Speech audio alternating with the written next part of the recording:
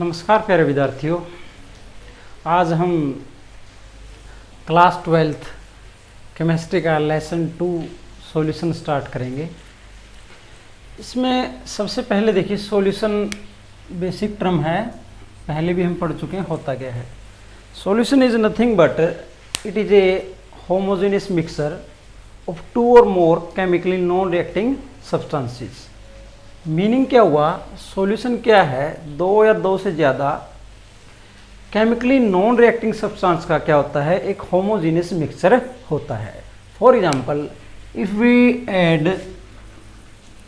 We are taken water, यदि हम water के अंदर शुगर को क्या कर देते हैं? ऐड कर देते हैं, then we get what? We get a homogeneous mixture and that homogeneous mixture is nothing but solution. वो होमोजेनियस मिक्सचर क्या है? सॉल्यूशन कहलाता है। तो कंडीशन क्या है? जो दो आपके कंपोनेंट है वो केमिकली क्या नहीं करनी चाहिए? रिएक्ट नहीं करनी चाहिए। यदि वो केमिकली रिएक्ट कर जाएंगे तो there will be no formation of solution, तो फॉर सॉल्यूशन नहीं होगा। उस टाइम में क्या हो जाएगा? There will be formation of a new compound, उसमें नया कंपाउंड बन जाएगा। तो यही कंडीशन है, केमिकली क्या नहीं करनी चाहिए? नॉन रिएक्टिंग होने चाहिए। दोनों के दोनों 2 या 2 से ज़्यादा कंपोनेंट, जितने भी आपके कंपोनेंट है उसके अंदर केमिकली क्या ना करनी चाहिए? रिएक्ट नहीं करनी चाहिए। तो एक ये क्या होमोजीनियस मिक्सचर है। होमोजीनियस का मीनिंग क्या होता है? एक समान, एक समान। इसका मीनिंग क्या हुआ? जब ये दोनों कंपोनेंट 2 या 2 से ज़्यादा कंपोनेंट आपने ऐड कर दिए, इसके बाद इसमें कोई भी विजिबल बाउंड्री नहीं होगी। कंपोनेंट जैसे वाटर के अंदर आपने क्या कर दिया? शुगर को ऐड कर दिया, इसके बाद क्या होगा? आपको सिर्फ एक ही सिंगल फेज ही दिखाई देगा। ये नहीं आपको वाटर के मॉलिक्यूल्स अलग दिखाई देंगे, शुगर के मॉलिक्यूल अलग दिखाई देंगे, ऐसा बिल्कुल नहीं है। वो बिल्कुल सारा ही एक सिंगल फेज आपको दिखाई देगा, कोई भी विजिबल बाउंड्री नहीं होगी। होमोजीनियस का मीनिंग है ये। तो सॉल्यूशन क्या हुआ? होमोजीनियस मिक्सचर है 2 या 2 से ज़्यादा सब्सटेंस का। और कंडीशन क्या है? केमिकली क्या नहीं करनी चाहिए? रिएक्ट नहीं करनी चाहिए। अब इसमें इसकी प्रॉपर्टीज पढ़ते हैं। सॉल्यूशन की क्या प्रॉपर्टी है? Composition is not fixed. Solution की क्या है? एक मिक्सचर है और मिक्सचर की कंपोजिशन क्या नहीं होती? फिक्स नहीं होती। अब आपने ये मान लो यहाँ पे 10 ml वाटर लिया है, ठीक है? 10 ml क्या लिया? वाटर। आप इसमें शुगर क्या 1 ग्राम भी डाल सकते हो, 2 ग्राम भी डाल सकते हो, 3 ग्राम भी डाल सकते हो। तो composition of solution is not fixed. Compound के केस में क्या होता है? जैसे वाटर है, वाटर में हाइड्रोजन और ऑक्सीजन का रेशो क्या रहेगा? हमेशा बाई मास फिक्स रहता है 1:8, ठीक है? ये डिफरेंस है कंपाउंड में और सॉल्यूशन में। उनमें कंपाउंड्स के अंदर क्या है? रेशो जो कंपोनेंट्स का हमेशा क्या रहता है? फिक्स रहता है। परंतु सॉल्यूशन क्या है? एक मिक्सचर है, तो मिक्सचर में कभी भी कंपोनेंट की रेशो क्या नहीं होती? फिक्स नहीं होती। That can be varied with in certain limits. Second, it can be separated into its constituent. अब जैसे शुगर और वाटर को हम क्या कर सकते हैं? दोनों को सिंपल फिजिकल मेथड से क्या कर सकते हैं? अलग कर सकते हैं। दैट में बी इवेपोरेशन। वो कंपोनेंट के ऊपर डिपेंड करेगा किस टाइप के आपके कंपोनेंट है। सिंपल फिजिकल मेथड से लाइक फिल्ट्रेशन, इवेपोरेशन, इन मेथड से क्या कर सकते हैं हम? इसके कंपोनेंट कॉन्स्टिट्यूएंट पार्टिकल्स को कॉन्स्टिट्यूएंट को क्या कर सकते हैं? डिफरेंशिएट अलग अलग कर सकते हैं, ठीक है? थर्ड क्या, इसमें जो पार्टिकल साइज का क्या होगा? अप टू 10⁻⁹ मीटर तक होगा। जो कंपोनेंट है आपके, इनका जो मैक्सिमम साइज क्या हो सकता है? 10⁹ मीटर तक हो सकता है, ठीक है? तो ये इनकी क्या थी? कुछ प्रॉपर्टीज थी। अब कंपोनेंट्स की बात करते हैं। सॉल्यूशन में 2 कंपोनेंट होंगे, one is known as solute, another is known as solvent. एक को क्या बोलेंगे हम? सोल्यूट। सोल्यूट क्या होता है? Which is present in less amount, which is present in less amount. और सॉल्वेंट क्या होता है? Which is present in more amount, which is present in more amount. तो हम कैसे डिफाइन करेंगे सोल्यूट को? सोल्यूट सॉल्यूशन का वह कंपोनेंट है जो क्या है? लेस अमाउंट के अंदर क्या होगा? प्रेजेंट होगा। और सॉल्वेंट क्या है? सॉल्यूशन का वो कंपोनेंट जो क्या होगा? ज़्यादा अमाउंट, मोर अमाउंट के अंदर क्या होगा? प्रेजेंट होगा। उसको क्या कहेंगे हम? सॉल्वेंट कहेंगे। या फिर हम सिंपल सी लैंग्वेज में ये कह सकते हैं, ठीक है, जिसके अंदर डिजोल्व किया जाएगा, the component in which the other component is dissolve, that is known as but solvent. उसको क्या बोलेंगे? सोलवेंट बोलेंगे। और जो डिजोल्व किया जाएगा उसको क्या बोलेंगे, सोल्यूट बोलेंगे। क्या बोलेंगे, सोल्यूट। फॉर एग्जांपल अब यहाँ पे हम वाटर और शुगर लिया है, तो शुगर को क्या कर रहे हैं, हम डिजोल्व कर रहे हैं। तो शुगर ने किसका काम किया है, यहाँ सोल्यूट का। और किसके अंदर डिजोल्व किया, हमने वाटर के अंदर डिजोल्व किया, तो वाटर ने किसका काम किया, यहाँ पे सोलवेंट का काम किया है। तो सिंपल सी टर्म है, सोल्यूट क्या होगा, लेस अमाउंट में, या जिसको डिजोल्व करेंगे। सोलवेंट क्या है, which is present in more amount, जो ज्यादा अमाउंट के अंदर होगा उसको क्या कहेंगे, सोलवेंट, या जिसके अंदर डिजोल्व किया जाएगा। अब बात आती है एक्वस सॉल्यूशन की। एक्वस सॉल्यूशन, अब एक्वस का मीनिंग क्या होता है, एक्वस टर्म जहां भी आएगी मीन वाटर। तो ऐसे सॉल्यूशन जिसमें क्या हो, वाटर किसका काम करे, वाटर किसका काम करे, आपका सोलवेंट का क्या करे, काम करे, ऐसे सॉल्यूशन को क्या कहेंगे, हम एक्वस सॉल्यूशन कहेंगे। नेक्स्ट क्या है, नॉन एक्वस सॉल्यूशन। कौन से, non aqueous solutions. Non aqueous solution क्या होंगे, जिनमें वाटर को छोड़ के कोई भी अदर कंपोनेंट, अदर क्या हो, सोलवेंट हो, ठीक है। जैसे एल्कोहल है, कार्बन डाइसल्फाइड, कोई भी अदर सोलवेंट हो, बेंजीन हो, टोल्यूइन हो, कोई भी सोलवेंट हो, वाटर ना हो, उन सॉल्यूशन को क्या कहेंगे, नॉन एक्वस सॉल्यूशन कहा जाएगा। ठीक है, हम एक बार और रिपीट करते हैं इसको। Aqueous solution are those solution in which water will act as a solvent, and non-aqueous solutions are those solution in which water is not a solvent. Other chemical that may be benzene, toluene, ethanol will act as a solvent. वो solvent की तरह क्या करेंगे, कार्य करेंगे। ठीक है, next है इसमें टाइप्स ऑफ सॉल्यूशन। नेक्स्ट क्या है, टाइप्स ऑफ सॉल्यूशंस। सॉल्यूशन को किस, देखो आगे सोल्यूट और सोलवेंट की फिजिकल स्टेट के अकॉर्डिंग 9 टाइप्स में डिवाइड किया गया है। अब फिजिकल स्टेट, सोल्यूट और सोलवेंट, दैट में भी, बोथ में भी लिक्विड, बोथ में भी सॉलिड, बोथ में भी गैसेज, वन में भी गैस, वन में भी लिक्विड। इस बेस पे क्या है, there will be 9 type of solution. कितने टाइप के, 9 टाइप के क्या है, सॉल्यूशन है। ठीक है, तो हम इनको पढ़ते हैं, सोल्यूट और सोलवेंट। और यहाँ क्या लिखेंगे, एग्जाम्पल्स लिखेंगे हम। सॉल्यूट में भी सबसे पहले क्या हो सकता है आपका, सॉलिड, लिक्विड और gas.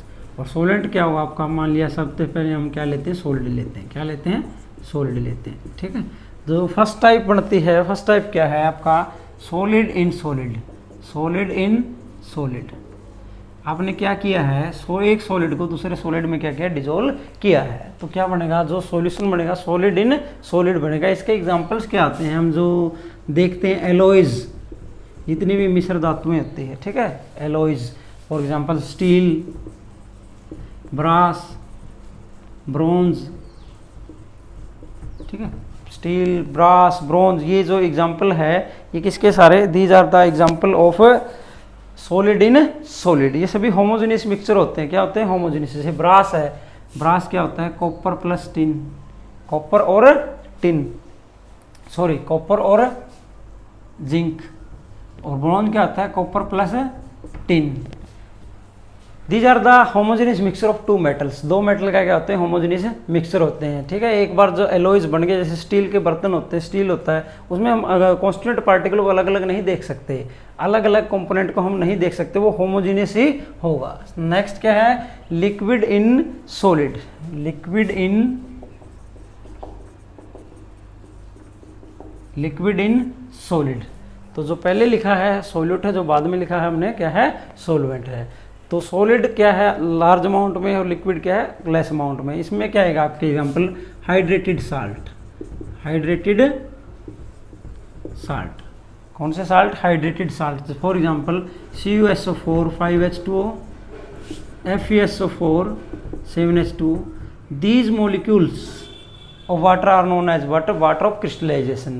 These are present within the formula unit. जो formula unit है ना इनके, इसके अंदर ये मॉलिक्यूल क्या होते हैं, वाटर के ट्रैप्ड होते हैं। ठीक है, तो जब भी मान लिया आपके पास ये कंटेनर है, इसमें से यदि आप कॉपर सल्फेट निकालोगे तो वेट नहीं होगा। क्यों नहीं होगा wet, because these molecule are not free. ये फ्री वाटर नहीं है, ये वाटर क्या है, विद इन क्रिस्टल है, इसके कॉपर सल्फेट के क्या है, क्रिस्टल के अंदर ही है। ठीक है, तो ये लिक्विड इन सॉलिड का क्या है एग्जांपल, जितने भी आपके हाइड्रेटेड साल्ट है उन वो किसके अंदर आएंगे, लिक्विड इन सॉलिड के अंदर आएंगे। नेक्स्ट क्या है, gas in solid, gas in solid. तो जितने भी मिनरल्स होते हैं, मिनरल्स के ऊपर जो गैस के अंदर जो गैस डिजोल्व होती है वो इसके अंदर आएंगे, या फिर कोई कैटलिस्ट है जैसे प्लेटिनम, प्लेडिनम, निकल, इनके ऊपर गैस एब्जॉर्ब होती है, जैसे हाइड्रोजन गैस एब्जॉर्ब होती है, हाइड्रोजनेशन प्रोसेस पढ़ते हैं। तो ये जो सॉल्यूशन इस टाइप के गैस इन सॉलिड, जो सॉलिड आपका लार्ज अमाउंट में और गैस क्या है लेस अमाउंट में, या मिनरल्स होते हैं, मिनरल्स में भी क्या होती है गैस डिजोल्व होती है। ठीक है, तो ये हो गए सॉलिड, 3 टाइप के हो गए। सॉलिड क्या था हमारा, सॉल्वेंट था। नेक्स्ट हम पढ़ते हैं जो सॉल्वेंट होगा हमारा, दैट इज लिक्विड। क्या होगा, लिक्विड होगा। ठीक है, सॉल्वेंट क्या है, लिक्विड है, लिक्विड है, लिक्विड है। तो पहला क्या हो गया, सॉलिड इन लिक्विड। ये तो बिल्कुल ही जनरल एग्जांपल है, सॉलिड इन लिक्विड।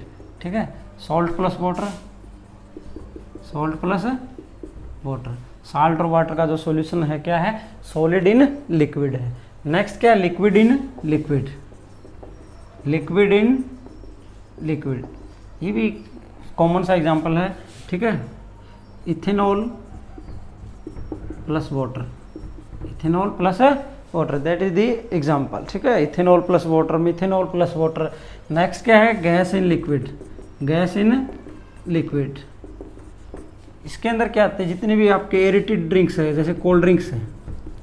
ठीक है, कोल्ड ड्रिंक्स के अंदर क्या है, कार्बन डाइऑक्साइड डिजोल्व होती है। कौन सी गैस डिजोल्व होती है, कार्बन गैस है, कार्बन डाइऑक्साइड क्या होती है, गैस डिजोल्व होती है। और क्या एग्जांपल लिख सकते हो, ऑक्सीजन डिजोल्व इन वाटर। जितने भी एक्वेटिक लाइफ है डिजोल्व ऑक्सीजन का क्या करते हैं, यूज करते हैं। तो वाटर के अंदर कौन सी गैस डिजोल्व होती है, ऑक्सीजन गैस क्या है, डिजोल्व होती है। ठीक है, ये इसके अंदर एग्जांपल आ गई। नेक्स्ट क्या है, इसके अंदर जो आपका सोलवेंट होगा गैस, 6 टाइप के हो गए, 3 टाइप के हो रहेंगे। नेक्स्ट जो आपका सोलवेंट क्या है, आपका gas, gas will act as a solvent. सबसे पहला क्या है, solid in gas, solid in gas, solid in gas. इसका जो एग्जांपल देखोगे आप, dust in the air, dust in air, air के अंदर क्या है, डस्ट के पार्टिकल चले जाएं तो क्या होगा, that is the solution of solid in gas. Liquid in gas, liquid in gas, इसमें एग्जांपल क्या होगा, water vapour, humidity, water vapour, water के जो वेपर्स होते हैं किसमें आ जाए, एयर के अंदर हो तो क्या सॉल्यूशन बनेगा, liquid in gas. Gas in gas, gas in gas, that is simple gas in gas. इस एग्जांपल इज एयर। ठीक है, एयर में क्या, नाइट्रोजन गैस सबसे ज़्यादा 78% है। फिर क्या है, ऑक्सीजन है, O2 है 21%। अदर गैसेज कार्बन डाइऑक्साइड, ठीक है, मीथेन, अदर गैसेज क्या स्मॉल अमाउंट के अंदर होती है।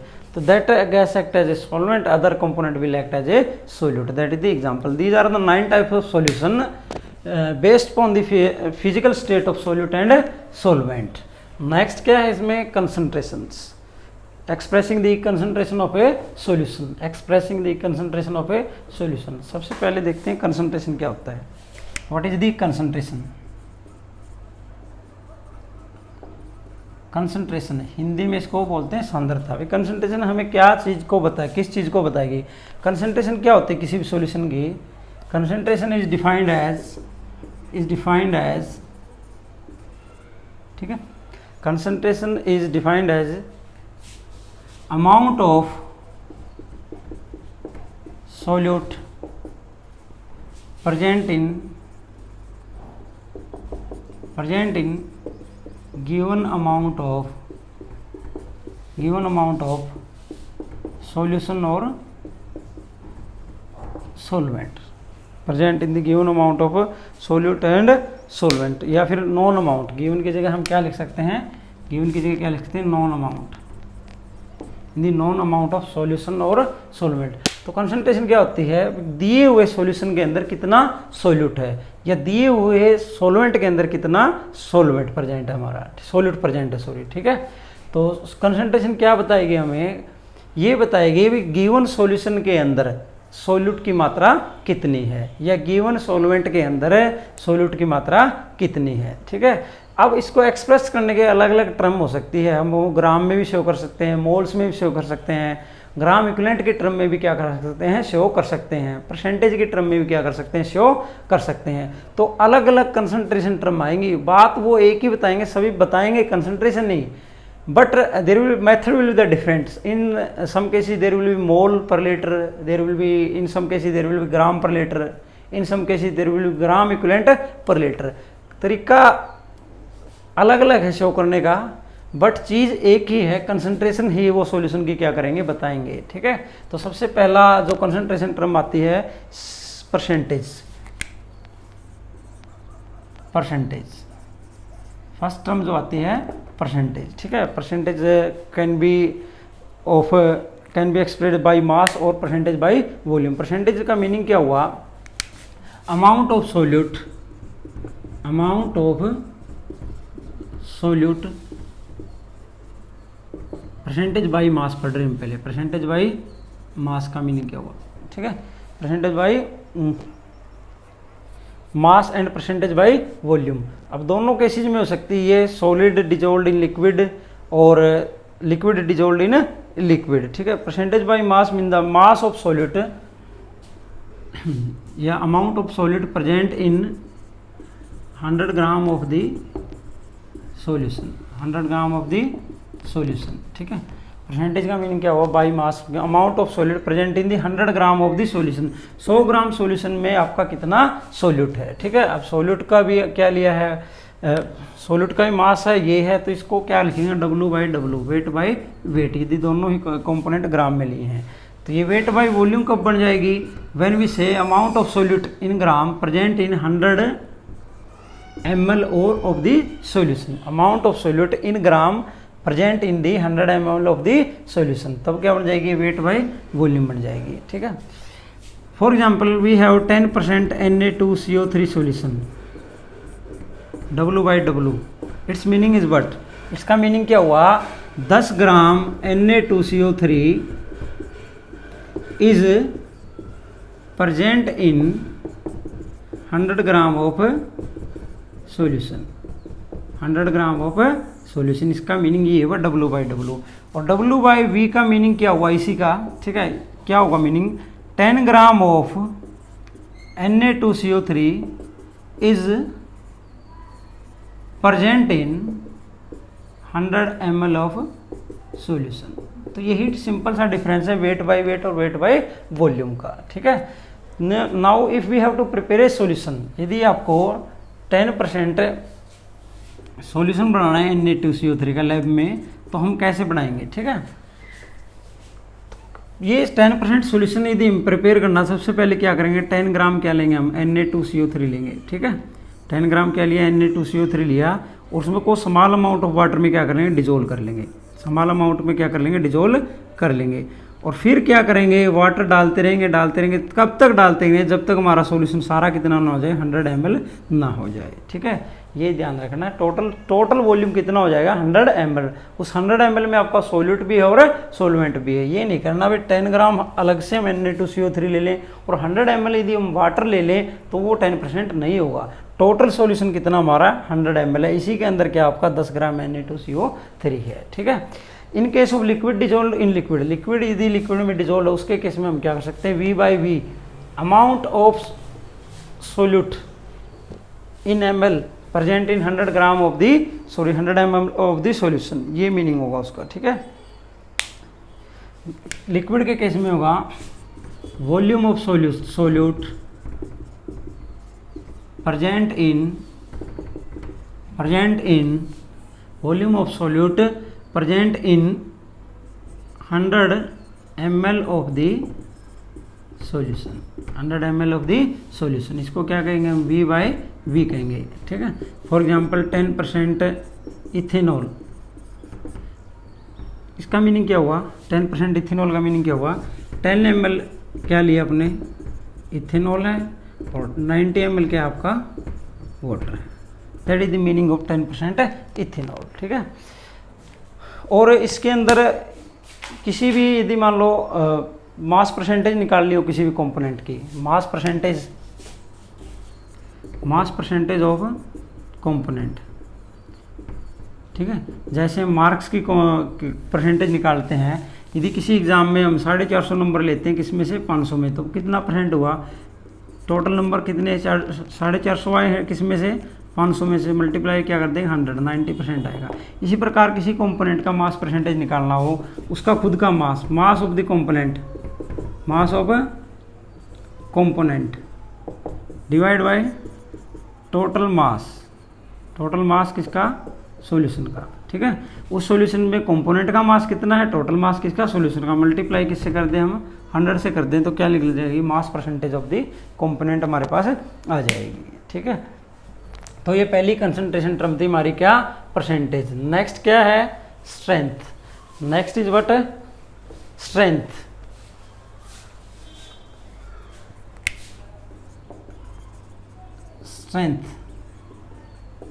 स्ट्रेंथ क्या होती है, देखो सेकंड जो कंसंट्रेशन टर्म है, स्ट्रेंथ को कैसे हम डिफाइन करेंगे।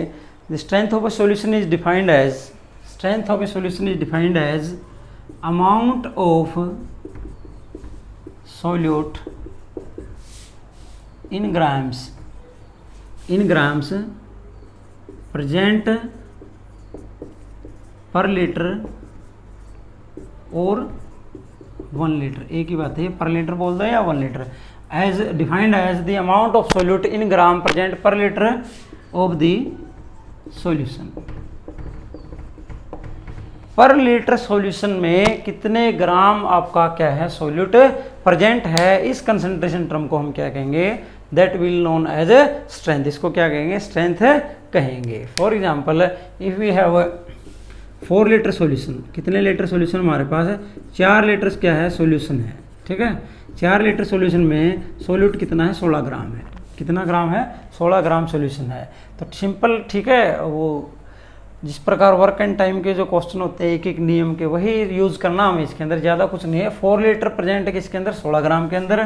तो 1 लीटर के अंदर कितना होगा, 4 लीटर सॉल्यूशन में तो 16 ग्राम है, 1 लीटर में कितना होगा, 16/4। ये क्या है, ग्राम, ये क्या है, लीटर। तो कितना आंसर आ गया, 4 ग्राम per litre, 4 gram per litre. That is the strength of that solution. इस सॉल्यूशन की क्या है, ये स्ट्रेंथ है 4 ग्राम पर लीटर।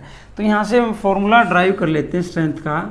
क्या हुआ, देखो इसी से 16 ग्राम क्या था, सोल्यूट का मास, और 4 लीटर क्या था, वॉल्यूम किसका, सॉल्यूशन का, ठीक है। तो स्ट्रेंथ किसके इक्वल होगी, मास ऑफ सोल्यूट इन ग्राम्स, इसके अंदर ग्राम्स के अंदर, नीचे क्या आएगा, वॉल्यूम ऑफ सॉल्यूशन किसके अंदर है, ये लीटर में। तो यूनिट क्या बन गई इसकी, ग्राम पर लीटर, ठीक है, gram per litre. That is the thing, strength is nothing but gram per litre. जब हम ग्राम पर लीटर की बात करेंगे तो किसकी बात कर रहे हैं हम, किसकी बात कर रहे हैं हम, स्ट्रेंथ की क्या कर रहे हैं, बात कर रहे हैं। तो amount of solute in gram present per litre of the solution is known as but, that is known as but strength. Next is molarity.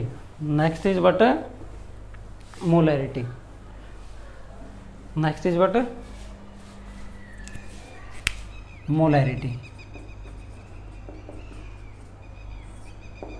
Molarity of a solution is defined as number of moles of solute present per liter of the solution. Number of the moles of the solution. Molarity क्या हुई, number of mole of solute present per litre of the solution. इसको क्या कहेंगे हम, molarity कहेंगे। Molarity को किससे लिखते हैं हम, कैपिटल M से लिखा जाता है। अभी स्ट्रेंथ पढ़ी थी हमने, स्ट्रेंथ क्या होता है, ग्राम पर लीटर। क्या होता है, gram per litre, mass of solute in gram present per litre of the solution. यहाँ क्या है, number of mole of solute, क्या है, number of mole of solute present per litre of the solution. Number of mole of the solute present per litre of the solution. Per litre solution में कितने mole है solute के, और number of moles क्या है, quantity को ही क्या करते हैं, शो करते हैं। For example we have NaOH, we have 2 mole of NaOH का मोलिकुलर मास कितना हो जाएगा, that will 23 16 plus 1 that is 40।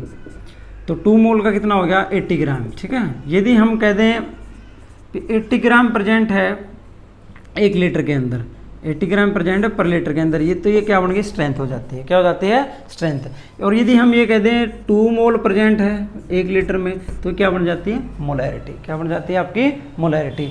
फर्क कुछ भी नहीं है, number of mole of solid भी क्या है, अमाउंट को ही क्या कर रहे हैं, शो कर रहे हैं। ठीक, किसको शो कर रहे हैं, अमाउंट को ही क्या करते हैं, ये शो करते हैं। जैसे एनएच का एग्जांपल हमने लिया, जैसे 80 ग्राम पर लीटर बोल दें तो क्या हो गया, ये स्ट्रेंथ हो गया। और 2 मोल पर लीटर बोल देंगे तो क्या हो जाएगा, मोलैरिटी हो जाएगा।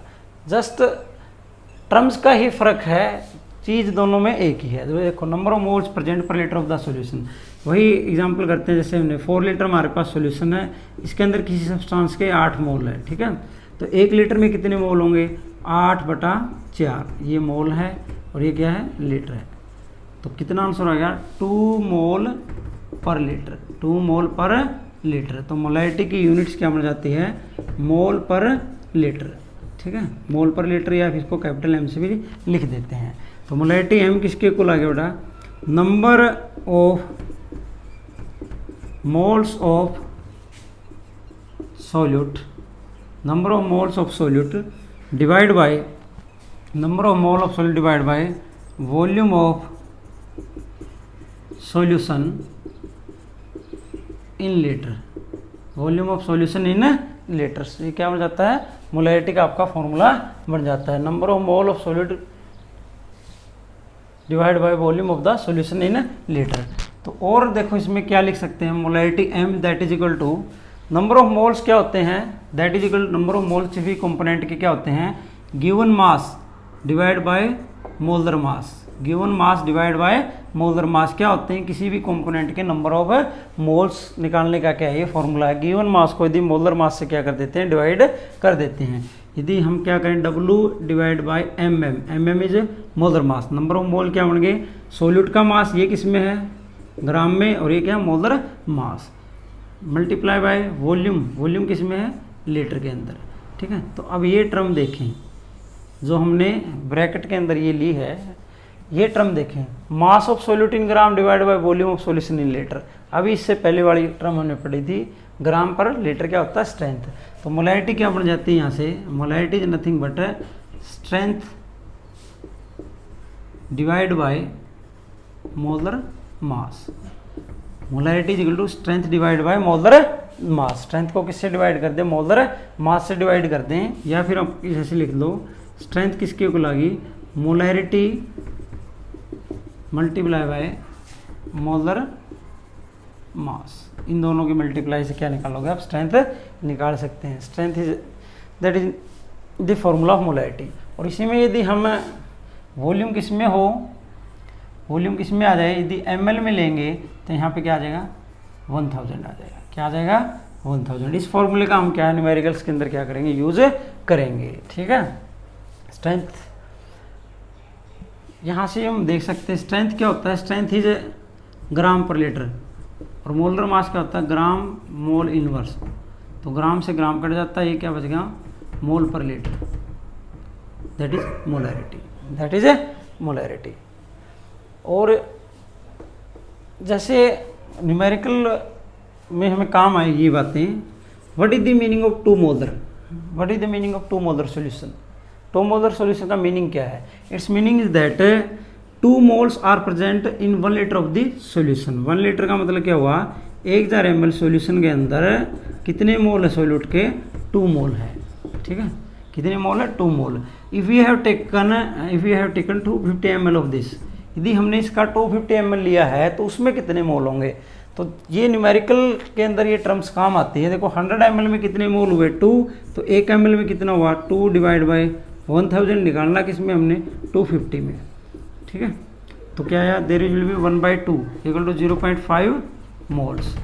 ये टर्म्स कहाँ है, न्यूमेरिकल के अंदर हमें क्या आएगी, काम आएगी। ठीक है, अब जैसे न्यूमेरिकल मोलैरिटी पे बिल्कुल सिंपल ही आते हैं। इसमें क्या है, देखो ये या तो आपको सॉल्यूट का मास देकर मोलैरिटी पूछेगा, या मोलैरिटी दे के आपसे क्या पूछेगा, सॉल्यूट का मास पूछ सकता है। ये 2 ही टर्म है इसके अंदर। देखो, if we have dissolved 4 gram NaOH in 250 ml of water, 250 ml water में हमने क्या कर दिया, 4 ग्राम NaOH क्या कर दिया, डिजोल्व कर दिया।